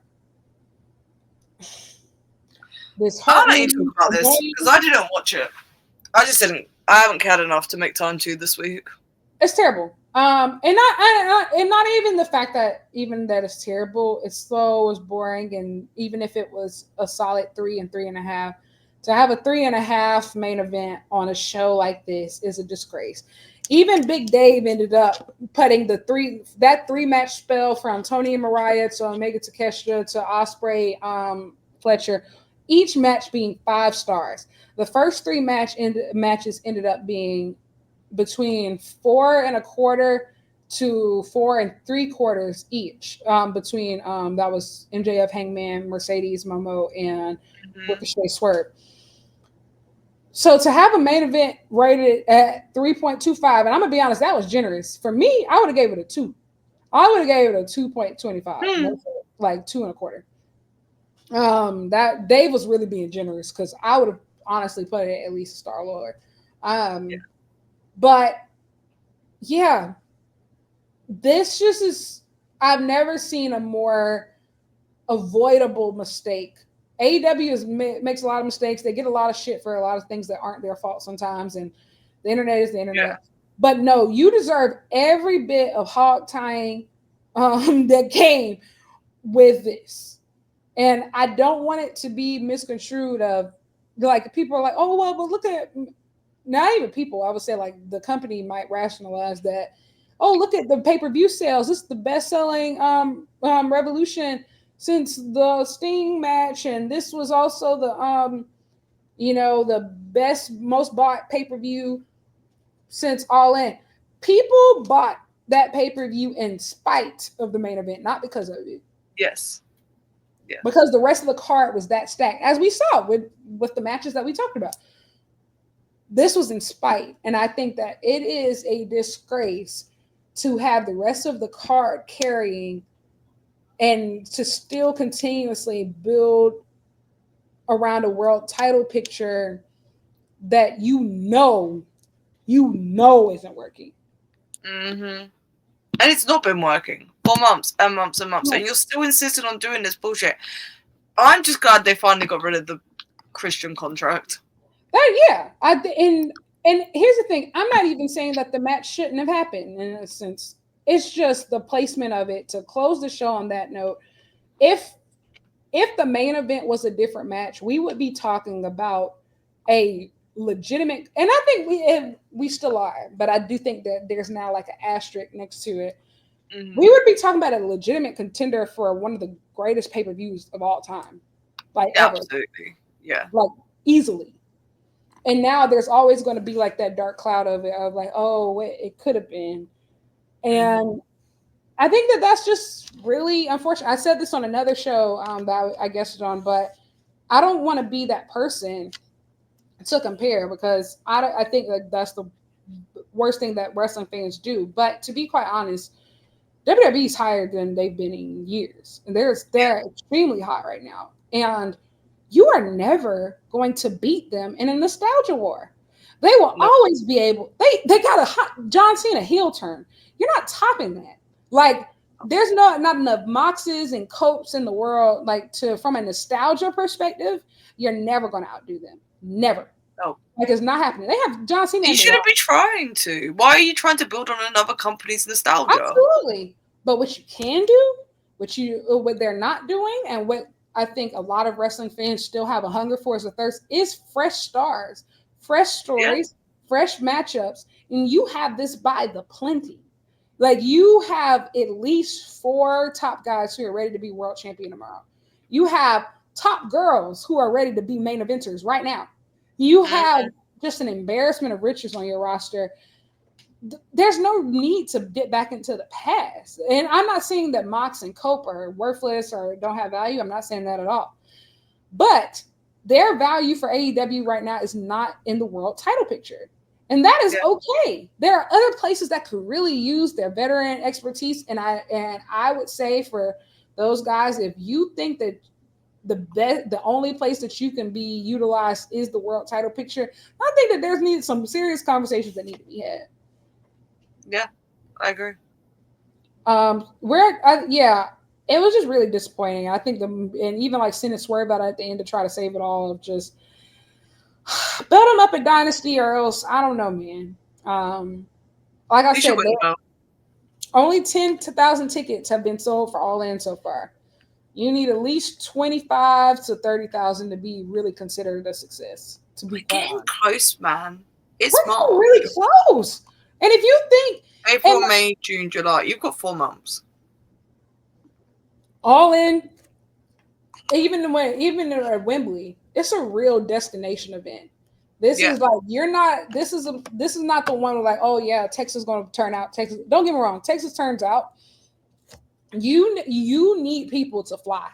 You need people to fly in. You need people to come in. That's why All In was in London, because it's a central location for everywhere in Europe. You know, people can come in from countries all over the world. It's one of the easier places to get to. That's why, you know, it's worked out fairly well being in Wembley. And then you get a lot of like, you know, people, you know, like crazies like me who are flying in like, you know, from the US or different other places. And it's very similar going to be for this US show. You need people to, and we were talking about this before we even like started recording of like, oh, like, have you booked your ticket yet? Have you booked your flight yet? Like, do you know anybody who has? And a lot of people are like, I need to see what that card looks like first. Like, I need to see before times are hard. We're like halfway to a global recession if we're not already there. People are very, I would say, particular about where their time and their money are going right now. And nope, I can tell you right now, nobody's trying to book an expensive ass flight, an expensive ass hotel / Airbnb, buy expensive ass tickets to see Mox versus Darby. We're not, especially booking in advance. Like, no. Yeah. People are not here to see that. Like, the people are not booking flights for that. At this point, the ship has sailed. And I do think that, especially now that we're talking about the Owen now, I do think they probably pivoted from Darby. But Mox got to come off that belt. Nobody's in, even if you do put like a Osprey or a Hangman, I don't think that people are interested in seeing those matches, like at All In as a main event. Like, at this point, you have to pivot and do something different. And so hopefully Swerve wins. But we're at a point to where I truly believe if you actually want people to show up at that show, because this is also another problem, a much bigger problem. But not much bigger, but I would say almost as equally as bigger. Now you're building your dynamites around Kenny Omega as your top champion.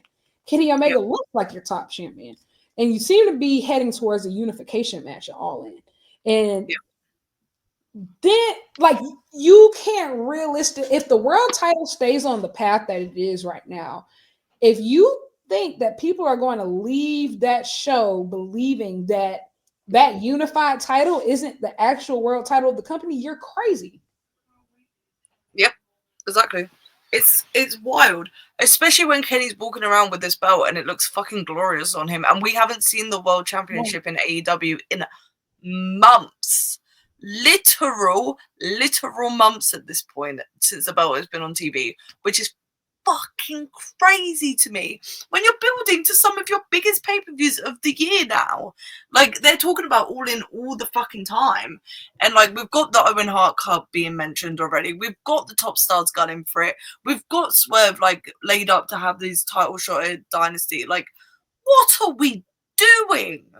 I What think are even we too, actually doing? even from a business perspective of, I think there's been so many moments, especially like trying to build to different things where you need like media that like, and to not have that belt on your shoulder or out in front of cameras, like, I'm sorry, it's stupid, and I hate to be that person. Like everything isn't about that, but if you want people to come, like you're doing, like I think about like when they did the Dynamite in Cincinnati, right? Mm-hmm. And you have Mox doing the media without the belt, and you're like, oh yeah, I'm the world champion. World champion of what? Like mainstream World champion people, who? if you want casual fans to show up, they expect wrestlers to carry around belts. The only person who has a belt regularly in the media these days is Tony and Mercedes. The women are doing all the work, all the media legwork. Swerve is still doing most of the, the media legwork, and he doesn't even have the belt like right now. Yep. Like he doesn't. Like we're getting to a point to where, unfortunately, especially as we get closer to All In, and especially I would say with WWE just dominating the media cycle as we go into like WrestleMania season and just Raw and Netflix and all these things, you need as much brand recognition as you could possibly get, and not having that title on television is actively hurting you. Like I get story, who cares at this point? Like, bro, like who cares? Like genuinely, like who cares? And I think the people, and if it's an issue of, oh, I don't want to upset my top stars, be a fucking boss. Absolutely. And at this point, like, what is Mox going to do? Like, no, if he goes to WWE at this point, then I think that would just shock a lot of people. I think he just quit wrestling. Honestly, he might just quit wrestling. He'd go back to Japan. He'd go back to Japan. If he goes anywhere, if he walks from AEW for whatever reason, God fucking forbid, if he's going anywhere, he's going back to Japan so we can grapple fuck with Josh Barnett. Like, let's be real. He can join Big Japan's roster and be in, I don't know. Go do your sicko fucking matches, bro. Like, do death come matches back refreshed. I think that would be great. God, please. Jesus Christ, please, yes. Sorry, you thrown that out there, and I'm like, yes. I think he needs to bleed, man. I think it's been too long. He needs to wrestle El Desperado again. Yes. That would fix him. And honestly, like I even have plans. I've even planned out Mox's booking. I think that he needs a feud with Samoa Joe after he drops the title. I think that's the perfect person for him to feud and like get his bearings back to himself and like remember who he is. Of just there's so much that we can do, but like, bro, it just can't go on like this.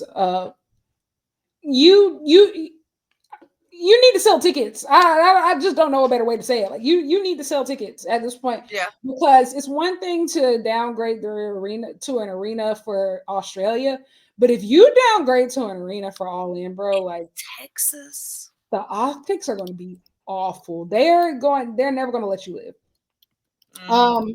But yeah, bro, that was Revolution.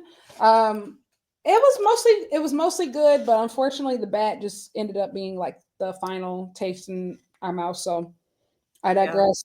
Before we head out, let's talk a little bit about WrestleMania week. What are you excited to see? I won't be staying like that. I won't be going to actual WrestleMania. I actually leave on Saturday. We'll be I'm not going to WrestleMania. Yeah, but I'm excited for all the other festivities. So like, what are you most looking forward to? Ooh, being with the girls, hanging with the girly pops. I'm not going to stay where we're staying. I'm not going to say where we're staying because that's just information that people don't need to know. Exactly. But we're going to be with the girly pops. Yeah. It's going to be fucking fantastic. I'm excited to see friends. It feels so long since I've been to the States and seen people. And I'm excited to hit some indies I haven't been to before. Like I've not been to Prestige before. So I'm excited to do that show. And they've booked some really cool people on that show as well. It's going to be awesome. I'm excited to go to another West Coast Pro show. That'll be a lot of fun. Probably Defy. I've never done Defy, so I'll probably be there. And honestly, I'll probably do the Midnight Progress show because it's going to be really, really funny. Yeah, I rarely have been to indie shows. My first indie show was Rev Pro. And so I was super spoiled. Like I feel like I've been super spoiled. Actually, my first two indie shows were Rev Pro. So like I went to a live in London and I got to go to the 11th anniversary show. And so I was super spoiled. Then my next indie show after that was Wrestling Revolver, the night before Full Gear. And then my next indie show after that was the first Ashe show in Charlotte. And the main event was I got to see Aja Kong wrestle in the States for a rare time. So like I've been super spoiled. So because there's not a big local indie scene around me. So I'm excited to see like a lot of places that you mentioned. Always wanted to see Prestige. Always wanted to see West Coast Pro. I've always wanted to see Defy. But I'm really excited about the Japanese promotions. Like I really hope to see Dragon Gate. Like Dragon Gate's back in the States. That's going to be super exciting. I want to see Stardom at least once. I want to see DDT, Tej. What else? Who else is going to be out there? I think that's about it. A lot of them are doing multiple shows. Yeah, a lot of them are doing multiple shows too, which is really cool. But like you said, like I'm really excited to see Zack Sabre Jr. is going to be wrestling for GCW over Mania weekend. And listen, GCW is GCW. If there's matches I want to see, I'm going. Like, I don't care. Yeah, especially if we can get in for free. Just a girl. But yeah, I'm honestly, like you said, I'm really excited to like be with the girly pops. I like, like I said, there's no real indie wrestling scene around me. So unless like I take a flight, I don't get to be around live wrestling. And honestly, this is the longest I've gone in a long time since live wrestling. My last trip was December, right before Christmas. I went to the Hammerstein Ballroom shows for ROH and AEW. So I got to see Final Battle and the Continental Classic. And I was at the final Rampage, rest in peace. So that was my last trip. That was December. And so typically I try to go like every 2 months. But because I'm going to be really ambitious and try to do 2 things in April, I am stretching now to 4 months. And when I say my moods are awful, awful. I hate going that long without live wrestling, especially like not being around like, friends in person and like experiencing it with other people. So I am ecstatic just to be around people. I've never been to Vegas. Me neither. And I'm also excited to see like what I can pull off like content wise too. Just like I don't want to like this isn't like a full work trip, but I'm excited. Hopefully, get some cool interviews and write some cool stuff, and maybe vlog if I remember. There'll be, if you don't already follow me on Instagram, follow me on Instagram for the Vegas trip because I am a story spammer. I cannot help myself. I'm a yapping.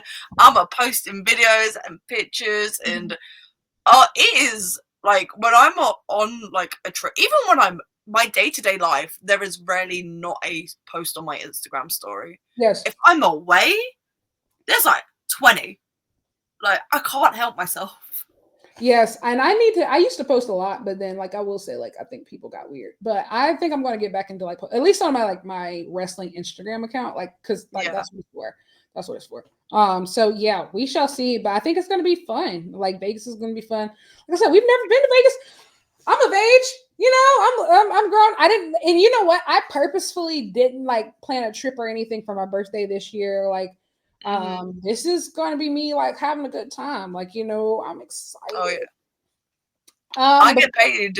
I literally get paid the day we fly out, or the day I fly out. Dangerous. That's dangerous. In my bank account. That's so dangerous, bro. I'm actually going to like be traveling the weekend before. I'm going to Chicago for Windy City Riot, Tana's last match in the United States.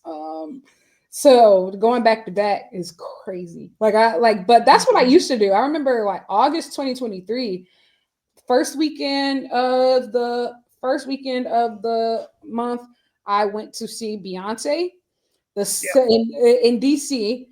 Second weekend of the month, I went to All Star Junior Festival in Philadelphia. Yeah. The third weekend of the month, I had off. Then the last weekend of the month, I flew to London for all. Yeah.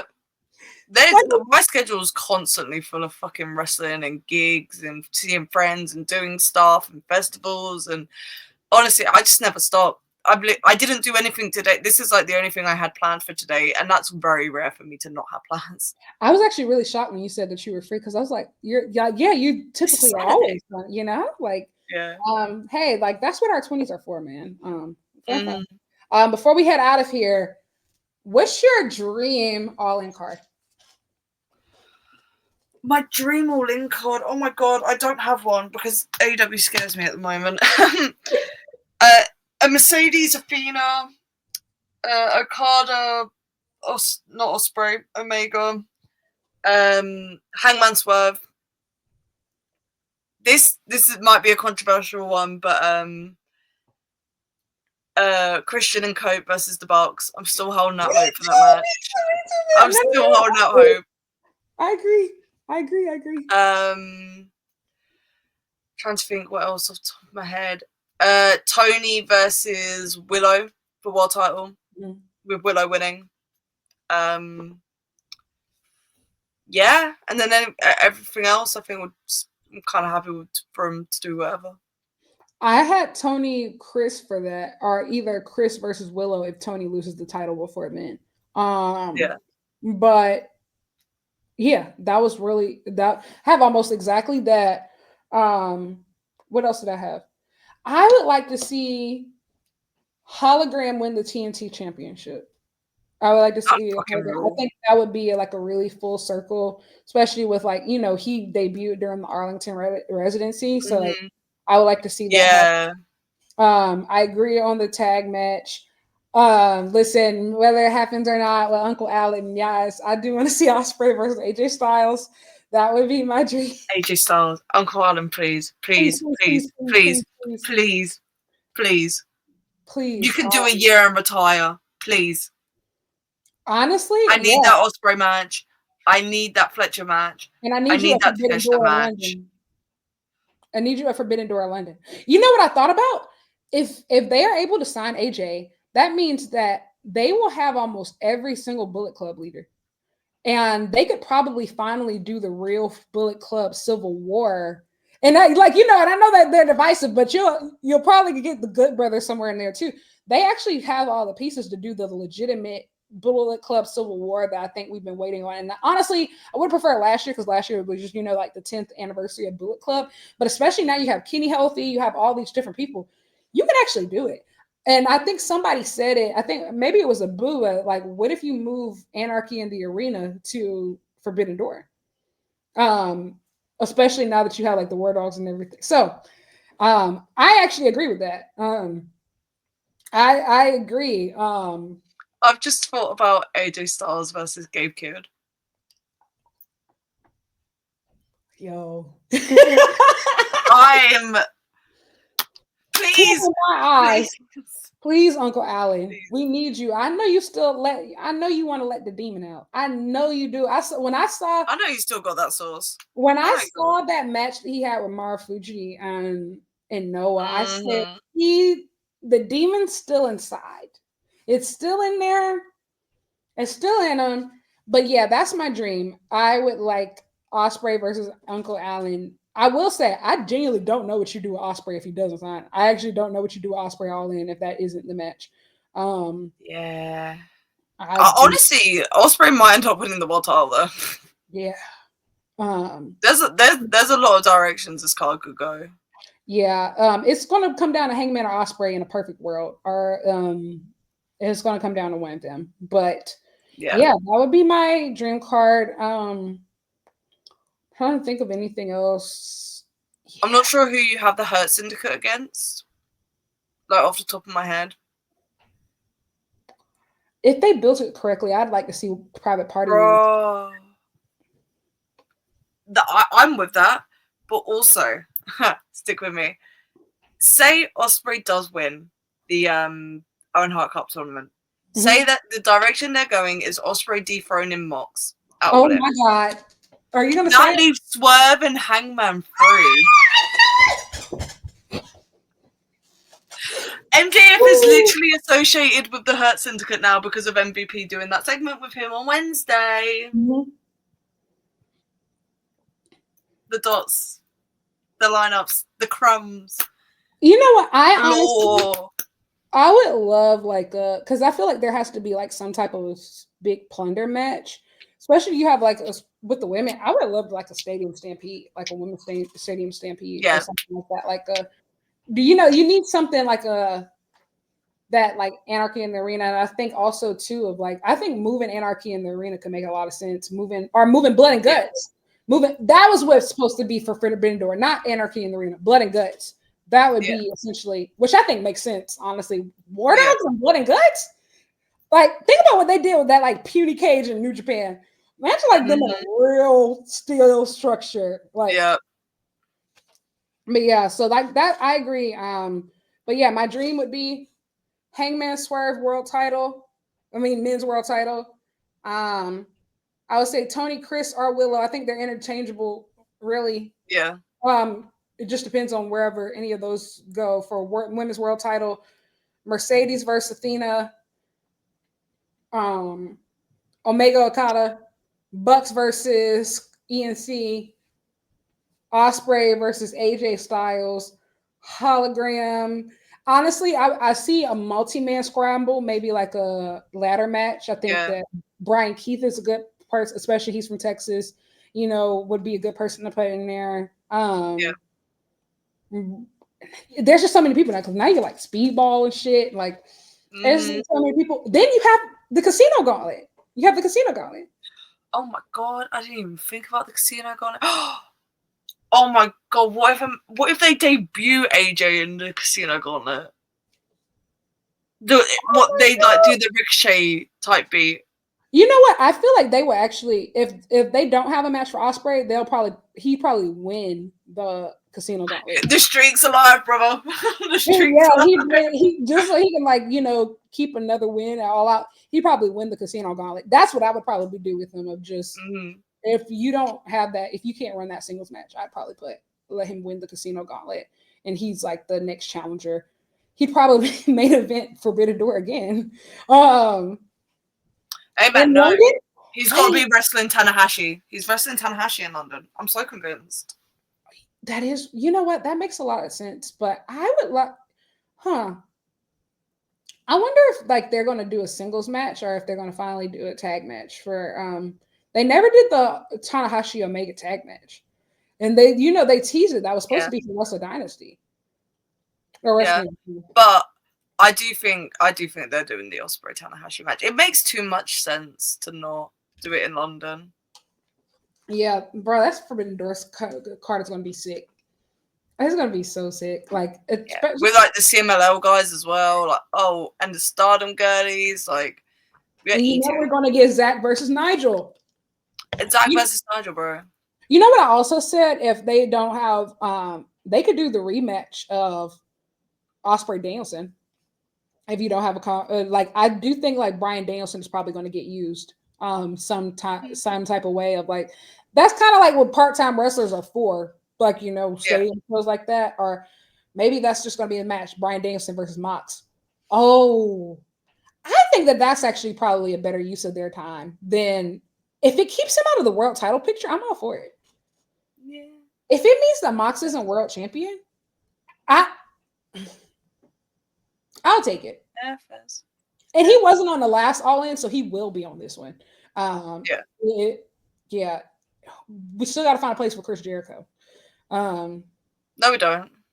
I'm just saying, let's just be real. Chris Jericho's To be honest, Bandito might win the Ring of Honor World title, though.